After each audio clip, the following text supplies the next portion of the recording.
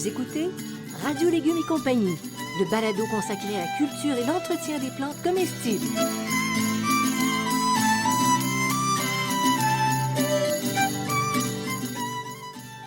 Laitue, basilic, plantation, poivron, bleuets, pollinisation, haricots, arrosage, fraises, insectes ravageurs et maladies, concombres. fertilisation. Radio Légumes et compagnie, le balado qui vous dit tout pour cultiver et entretenir simplement les plantes comestibles de façon naturelle.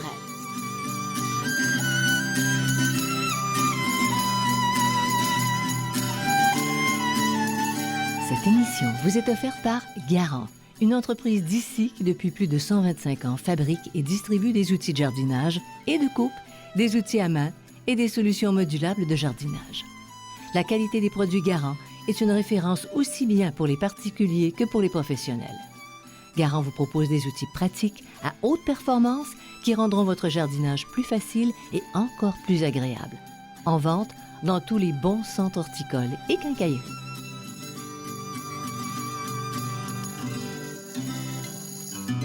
Salut valeureux jardiniers, jardinières, amateurs d'horticulture, maraîchers, maraîchères. Bienvenue à Radio Légumes et compagnie. Bonjour Bertrand Dumont, personnage essentiel de ce balado. Bonjour Joline Ross, personnage essentiel à ce balado.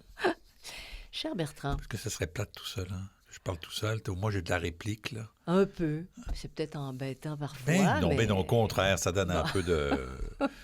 Ça coupe un peu mon aspect professoral que certains trouvent. Alors, c'est correct. Alors, on entre dans du costaud aujourd'hui, Bertrand, et c'est toi qui l'as voulu. Alors, il ne faut pas se décourager. On va parler aujourd'hui de... La pourriture. Pourriture grise et pourriture des racines. Disons il faut considérer les choses dans la vie. Oui, puis je te rappelle que la pourriture est indispensable puisque en pourrissant, les plantes vont devenir de la matière organique qui va être récupérable par les plantes. Oui. Mais là, on vous parle de la pourriture fournie par les maladies. C'est autre chose, mais ça contribue quand même, c'est ça, oui. à la décomposition des matières en général. Alors, c'est pas si sombre. Non, c'est pas si sombre. Alors, comment tu t'aperçois que ton plant est atteint de pourriture grise? Alors, 3 éléments. Sur les feuilles, il y a des taches circulaires huileuses en bordure des limbes, donc ça se trouve à l'extérieur de la feuille. Par la suite, les tissus vont se dessécher, devenir gris pâle, beige, et ils vont se couvrir de petites sporulations, là, de sporules grisâtres. Okay? Les sporules, c'est-à-dire que ça fait comme du velours, c'est quoi? Les sporules, là, c'est comment dire, c'est pas les graines, là, je trouve pas le mot, là, c'est la manière c'est comme une poudre, si tu veux. C'est comme une poudre, comme une poudre grisâtre. Oui. Donc, ta feuille va devenir grisâtre, OK? Après ça, tu as une poudre grisâtre qui débute sur les feuilles avant de se propager sur les fruits. Donc, tu vois, cette poudre grisâtre va se déplacer. Et sur les tiges, on va avoir des chancres beige humides et parfois qui vont ceinturer. Donc, on va avoir aussi des espèces de trucs grisâtres. Là. C'est pour ça qu'on appelle la pourriture grise là, autour des tiges. Mais c'est un petit peu plus rare. Fait que dans le fond, si tu as l'œil sur les feuilles, c'est le premier signe. C'est le premier signe, oui. C'est ça. Oui, et tu dois intervenir probablement le plus tôt possible. Oui, on va revenir sur l'intervention. Alors, quelles sont les plantes qui sont les plus susceptibles d'être atteintes par la pourriture grise? Sachez vos tucs. Aubergines, cerises de terre, chicorée, choux, concombres, cornichons, courges, courgettes, haricots, laitue, melons, pastèques, piments, pois et poivrons. Alors voilà pourquoi il faut en parler, tout simplement. Et tout simplement, si vous y regardez de plus proche, là, à part les laitues et les chicorées, c'est tous des légumes fruits. C'est tous des légumes fruits. Pourquoi? Parce que ça va être atteint quand le fruit est jeune. Souvent, pas quand le fruit... Ça va commencer quand le fruit est jeune, là, et donc il va s'attaquer aux fruits mous et non pas aux fruits qui deviennent durs à ce moment-là. Et puis tu nous parles souvent de cycle de vie. Pour la pourriture grise, c'est la même chose. À partir du moment où les spores sont installés, il y a un cycle de vie. Ils hibernent dans le sol et les débris végétaux sous forme de mycélium. Retenez bien ça, c'est important pour le contrôle. Ils peuvent persister dans le sol plusieurs années. Donc, ça ne veut pas dire quand vous en avez eu puis que vous en voyez moins que vous n'en aurez pas. Donc, tu restes toujours à l'affût, dans le fond. Il y en a toujours. Mm-hmm. Le champignon, lui, donc les spores de champignons, là, sont dispersés par le vent, les courants d'air, l'eau, la pluie, l'irrigation, l'aspersion. Important, aspersion et condensation, mais surtout l'aspersion. Les outils et travailleurs. Bon, quand tu dis aspersion, c'est quand tu utilises un vaporisateur C'est ou quand- un petit jet d'eau. C'est quand tu vas... Non, aspersion, c'est quand tu vas arroser tes plantes au jet d'eau. Oui. OK? OK, Ben là, c'est point. t'asperges tes plantes. Mhm. En aspergeant tes plantes, ben là, l'eau va, la pourriture grise va pouvoir comment dire, se disséminer à ce moment-là. OK. Les fleurs et les fruits sont plus sensibles aux infections que les feuilles. Donc, souvent, il y a quelques feuilles, mais c'est souvent les fleurs et les fruits. Et puis, le symptôme apparaît 3 jours après l'infection. Donc, quand vous voyez l'infection, ça fait déjà 3 jours que la plante a été atteinte. OK. Et on contrôle ça comment? Alors, Ce serait intéressant. on a dit hiberne dans le sol et les débris végétaux, on élimine les résidus de culture des plantes infectées. Si on a de la pourriture grise, on le fait. OK? On évite de planter dans une zone humide, froide, et froide et abritée du vent. Pourquoi? Ce qu'on veut, c'est qu'il y ait de l'aération pour que l'eau ne stagne pas sur les feuilles. Donc, on veut qu'il y ait du vent, même si le courant d'air peut déplacer les spores. On évite les endroits qui sont très humides. Et puis, on favorise une ventilation adéquate avec des bonnes distances de plantation. Okay? Donc, on cherche à aérer. Puis pourquoi? Tout simplement parce qu'en aérant les feuilles et les fruits, on va éviter qu'il y ait les maladies aiment l'humidité en général. Hein? Oui. Donc, oui. les feuilles, les fruits vont sécher plus rapidement. La maladie va pas trouver les bonnes conditions de vie. Donc, à ce moment-là, on va régler ça comme ça.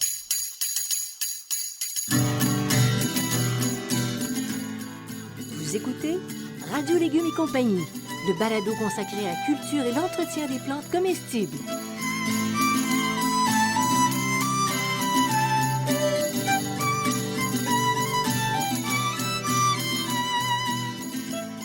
Votre balcon manque de verdure? Garant vous propose sa nouvelle jardinière urbaine Botanica. Parfaite pour les espaces restreints, elle vous permet d'installer vos pots à la verticale pour y cultiver légumes, fleurs et fines herbes. Gris ouvert, ces 4 pots de plastique munis de plateaux d'égouttement intégrés s'installent en un rien de temps sans aucun outil ni effort. Sa tige en aluminium se monte sur une base de plastique robuste qu'on remplit de sable pour en assurer la stabilité. Découvrez le plaisir de jardiner où que vous habitiez. Les outils Garant Botanica accompagnent les jardiniers dans leurs projets. En vente dans tous les bons centres horticoles et quincailleries.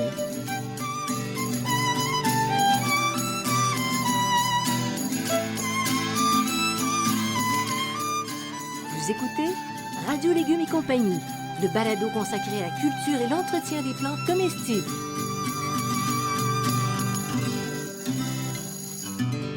Alors Bertrand, on aborde maintenant un autre aspect, c'est-à-dire la pourriture des racines. Et là, comment tu t'y prends? Ben là, c'est plus compliqué, effectivement, parce que... C'est pas au visuel, là. Il va y avoir un peu de visuel, mais souvent, quand ça arrive dans les tiges, les racines sont déjà pas mal avancées.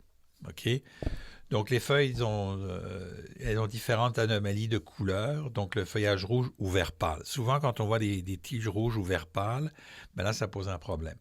Les fruits sont petits et nombreux. C'est surtout la pourriture des racines. On va surtout le trouver sur des plantes arbustives, OK? Arbustes, OK?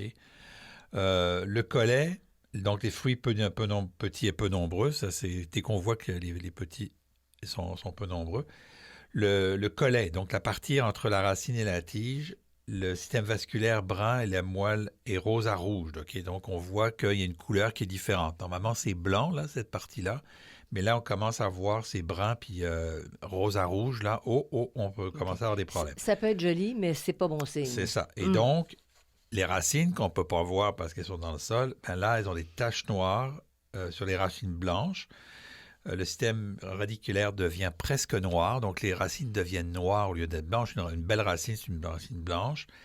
Quand on coupe une racine, l'intérieur est brun. Et aussi, les racines arrêtent de se développer. La pourriture empêche le développement des racines. Mais pour vérifier ça, qu'est-ce que tu fais? Il faut arracher. Là, on n'est pas obligé d'arracher tout le plant. Là. C'est juste une partie, puis tu vas voir. Une partie du plant, oui. C'est-à-dire que si tu vois qu'il y en a un petit peu, ça va. Mais s'il y en a beaucoup, là, le plant va être fini. Là, la plante va mourir. Là, tu vas le voir à l'arrachage. Mais il y en a un qui est important, c'est sur les bulbes. Les bulbes, on va avoir de la pourriture des racines. Le bulbe devient mou, OK? Il y a un mycélium blanc puis des petites taches noires dessus. Donc, ça, c'est de la pourriture des racines sur vos bulbes. Il n'y a plus rien, à faire avec ça. Tu arraches et puis tu détruis, c'est ça. C'est ça. Alors, c'est quoi les plantes qui sont les plus attaquées? L'ail, betterave, bétacarde, carotte, céleri rave, échalote française, navet, oignon, pommes de terre et rhubarbe. Tous les légumes racines. Tous les légumes racines, en réalité, puisque c'est une pourriture des racines. Et la plupart des arbres et d'arbres fruitiers peuvent être attaqués par la pourriture des racines. Ça, c'est plus embêtant encore. Ça, c'est plus embêtant encore, mais il y a des solutions. OK. Alors, le cycle de vie, maintenant, de la pourriture des racines. Ça hiverne sous forme de mycélium dans les tissus infectés dans le sol et dans la matière organique. OK? Donc, n'oubliez pas la matière organique, ça veut dire que possiblement, on ne le mettra pas dans le compost quand on a un problème. Maintenant, pour pas faire en sorte que l'été d'après, tu te retrouves avec les mêmes problèmes. Il va être content quand le sol est saturé en eau et que avec une température est supérieure à 10 degrés Celsius. Donc, s'il y a beaucoup d'eau dans le sol et qu'il fait un petit peu chaud, la pourriture des racines va se développer. Elle relâche des zoospores qu'on appelle biflagellés. C'est important à biflageller parce qu'ils vont se promener dans l'eau puis ils vont aller envahir les racines d'autres plantes en se déplaçant dans l'eau. C'est comme s'ils avaient des flagelles. Des flagelles.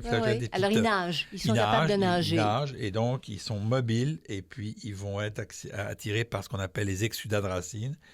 Et ils vont aller vers le collet, ils vont nager vers les racines. Fait que les exsudats, c'est les excroissances, puis c'est liquide aussi? Non, les exsudats, c'est sur les racines, les racines sortent des éléments minéraux, OK, qu'on appelle des rhizodépôts ou des exsudats, pour nourrir les champignons du sol. Et en contrepartie, les champignons du sol vont nourrir la plante. C'est normalement quand il y a des symbioses, il y a à peu près de symbiose sur à peu près toutes les plantes, là.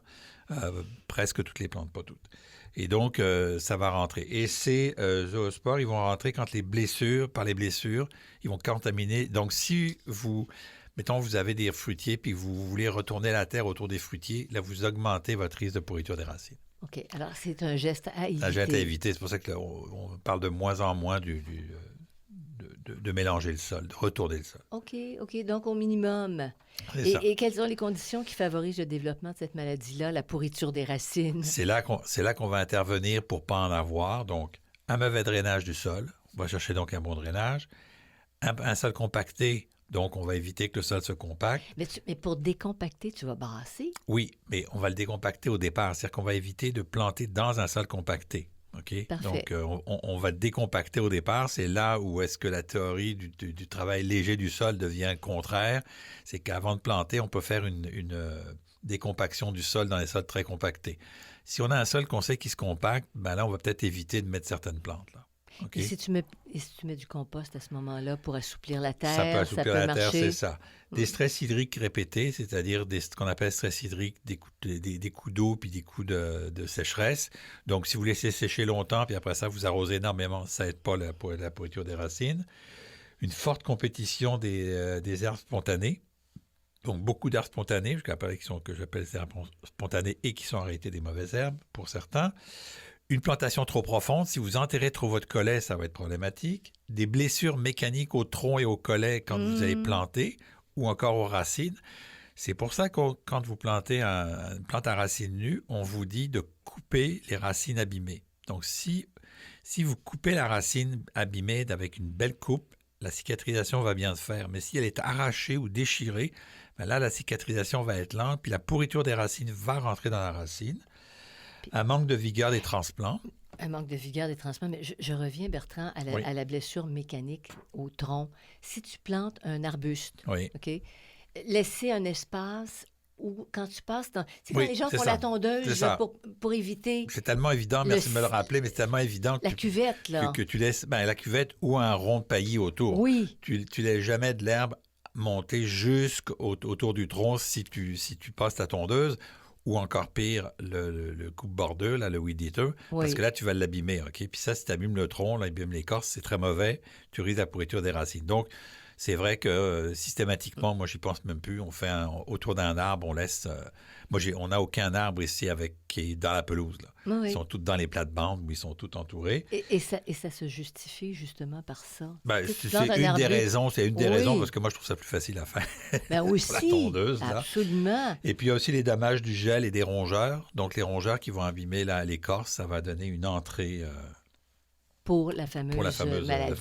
La fameuse pourriture des racines. Oui. Alors, pourriture des racines, comment freiner le développement des diverses espèces? Parce qu'il y a il y a plusieurs espèces. de Oui, là, pourriture. je vous donne le global, mais il y a Oui. plusieurs espèces. Là, je ne rentrerai pas dans toutes les sortes d'espèces, trop compliqué.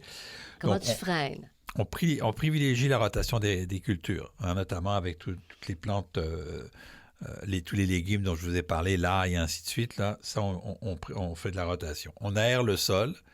Donc, si c'est des plantations, puis on voit qu'on a de la compaction, on peut tout simplement passer, par exemple, dans un verger, dans un bout de verger. Si on a un problème de compaction, on peut utiliser ce qu'on utilise pour le gazon, là, qui est la carotteuse. Là. Oui. On peut faire ça va aider.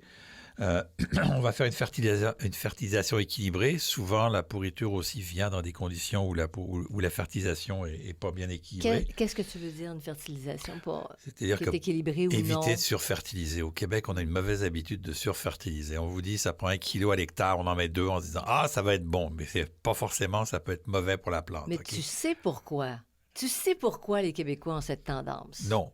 Parce que l'été est court. Ben oui, mais c'est pas une raison. On veut que ça fleurisse, on veut que ça produise, on veut des récoltes. Ça marchera pas comme ça. Ça marche pas comme ça. Mais, donc, il faut se restreindre dans cette pulsion. C'est ça, il faut y aller avec parcimonie et respecter les besoins de la plante et les quantités. Pailler au pied des arbres fruitiers, donc, on en revient. Assurer un drainage efficace et éviter les excès, ça c'est en amont. Hein, donc, si on a un terrain qui ne se ressuie pas, ben, il y a certains fruitiers qui ne vont pas pousser là-dedans. Là. C'est trop humide. C'est trop humide. Donc, tout ce que vous allez avoir, c'est que vous allez avoir des plantes qui vont pousser, puis à un moment donné, pourriture des racines. Au bout de 4-5 ans, vous allez les perdre, puis vous allez recommencer. Et quand tu vois ton arbuste ou je ne sais pas quoi sortir son tuba, t'arroses trop. Oui, bon, OK, d'accord.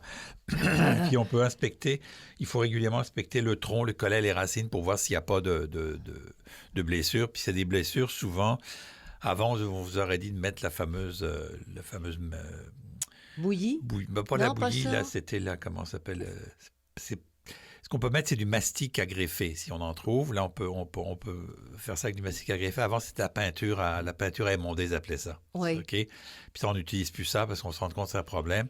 Ce qu'on fait souvent, c'est qu'on va prendre l'écorce, puis qu'on va, avec un couteau bien aiguisé, on va couper de manière à ce que l'écorce cicatrise. OK? C'est exactement comme pour vous. Quand vous coupez le doigt avec un couteau qui coupe bien, c'est bien coupé et très rapidement, ça va se reprendre. Si vous avez fait ça avec un couteau qui ne coupe pas, c'est tout échancré, c'est tout abîmé, puis ça va prendre beaucoup plus de temps.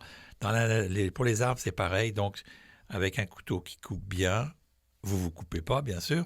vous coupez un petit peu l'écorce pour que l'écorce se reprenne et soit bien cicatrisée. C'est ça, dans le cas de blessure. C'est dans le cas de blessure. Oui.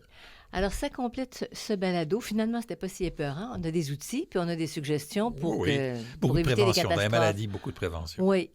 Alors, on va, si on veut plus d'informations, sur la page radiolégumes.com. C'est gorgé d'informations. Puis vous consultez ça quand ça vous tente, 24 heures sur 24, 7 jours sur 7. Je voudrais remercier Garant et Xavier Gervais-Dumont pour la musique et Charles Gervais-Dumont également pour la technique. Salut Bertrand, salut tout le monde, à nos bêches, à nos pelles, à nos gants de caoutchouc, puis dans le jardin. À la prochaine.